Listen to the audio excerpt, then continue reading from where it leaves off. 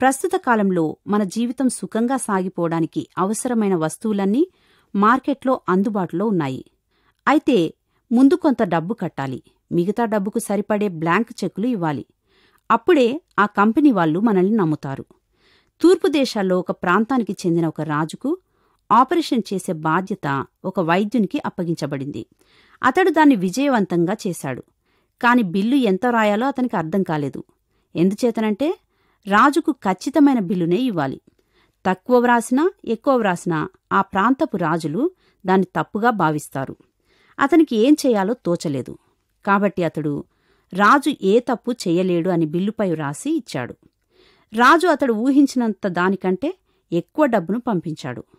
మనం కూడా దేవునిపై అలా నమ్మకముంచితే మనం అడిగిన దానికంటే ఊహించిన దానికంటే ఎక్కువగా ఇస్తాడని బైబిల్ చెబుతుంది.